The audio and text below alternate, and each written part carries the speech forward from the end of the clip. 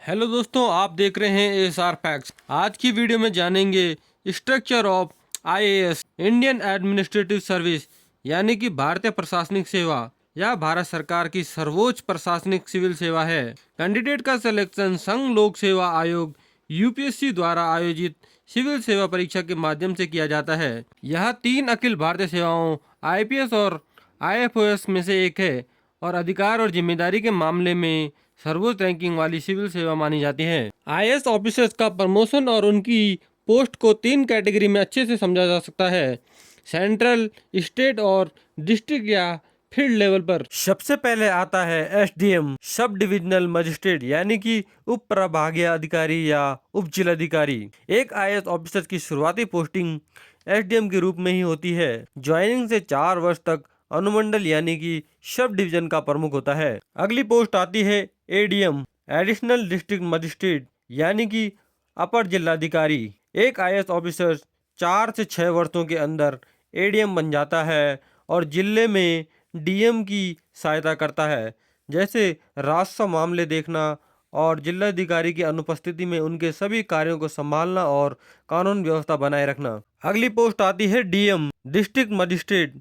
जिसे कलेक्टर भी कहा जाता है। एक आईएएस ऑफिसर 4 से 9 वर्ष की सर्विस के बाद पूरे जिले का प्रशासनिक, राजस्व और कानून व्यवस्था का प्रमुख होता है। इसके बाद आता है डिविजनल कमिश्नर, यानी कि मंडलायुक्त। एक आईएएस ऑफिसर 16 वर्ष की सर्विस के बाद एक मंडल यानी कि 3 से 6 जिलों के प्रशासन और राजस्व की निगरानी करता है। इसके बाद आता है स्टेट लेवल पर अंडर सेक्रेटरी, यानी कि अवर सचिव। एक आईएएस ऑफिसर के लिए राज्य के किसी विभाग में फाइल वर्क और प्रशासनिक कार्यों की शुरुआत करने वाला पद होता है। अगली पोस्ट आती है डिप्टी सेक्रेटरी, यानी कि उप सचिव।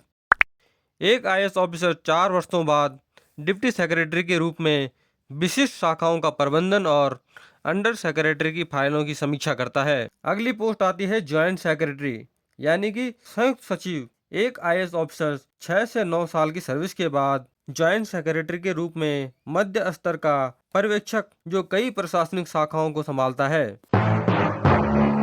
अगली पोस्ट आती है स्पेशल या एडिशनल सेक्रेटरी, यानी कि विशेष या अपर सचिव। एक आईएएस ऑफिसर 10 से 13 साल की सर्विस के बाद महत्वपूर्ण विभागीय विभागों का संभालने वाला वरिष्ठ अधिकारी बन जाता है। अगली पोस्ट आती है सेक्रेटरी, यानी कि सचिव। एक आईएएस ऑफिसर 16 से 17 साल की सर्विस के बाद राज्य सरकार के किसी एक विशिष्ट विभाग का प्रशासनिक प्रमुख बन जाता है। अगली पोस्ट आती है प्रिंसिपल सेक्रेटरी, यानी कि प्रधान सचिव। एक आईएएस ऑफिसर 24 से 25 साल की सर्विस के बाद राज्य के बड़े और महत्वपूर्ण विभागों जैसे गृह मंत्रालय, वित्त मंत्रालय का सर्वोच्च प्रशासनिक प्रमुख बन जाता है। अगली पोस्ट आती है एडिशनल चीफ सेक्रेटरी, अपर मुख्य सचिव।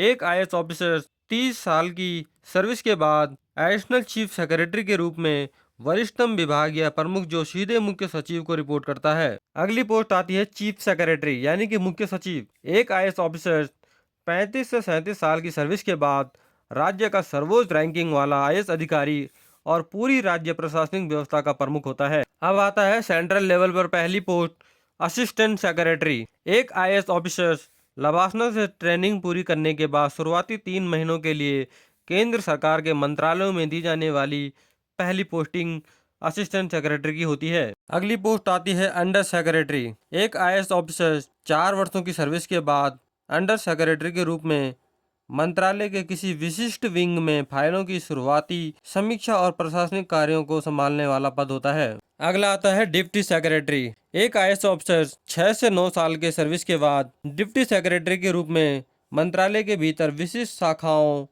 का प्रबंधन करने वाला और अंडर सेक्रेटरी के काम की निगरानी करने वाला अधिकारी बन जाता है। अगली पोस्ट आती है डायरेक्टर। एक आईएएस ऑफिसर 10 से 13 साल की सर्विस के बाद डायरेक्टर के रूप में नीतिगत मामलों में महत्वपूर्ण भूमिका निभाने वाला मध्य स्तर का अधिकारी बन जाता है, जो सीधे ज्वाइंट सेक्रेटरी को रिपोर्ट करता है। अगली पोस्ट आती है ज्वाइंट सेक्रेटरी। एक आईएएस ऑफिसर 16 से 17 साल की सर्विस के बाद ज्वाइंट सेक्रेटरी के रूप में मंत्रालय के एक पूरे विंग का प्रमुख और केंद्र सरकार में या अत्यंत शक्तिशाली और नीति निर्माण का मुख्य पद माना जाता है। अगली पोस्ट आती है एडिशनल सेक्रेटरी। एक आईएएस ऑफिसर 24 से 25 साल की सर्विस के बाद एडिशनल सेक्रेटरी के रूप में किसी बड़े मंत्रालय में सचिव की सहायता करने वाले और कई विंग्स का प्रचार संभालने वाला वरिष्ठ अधिकारी बन जाता है।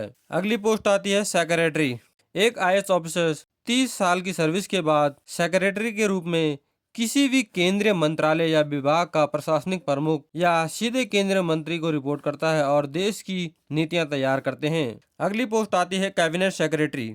एक आईएएस ऑफिसर 35 साल की सर्विस के बाद कैबिनेट सेक्रेटरी के रूप में भारत सरकार का सर्वोच्च प्रशासनिक पद संभालता है। यह भारत के प्रधानमंत्री के मुख्य सलाहकार और देश के सभी सिविल सेवकों के प्रमुख होते हैं। दोस्तों, आपको बता दूं, स्वतंत्र भारत के प्रथम कैबिनेट सचिव नारायण स्वामी पिल्लाई थे।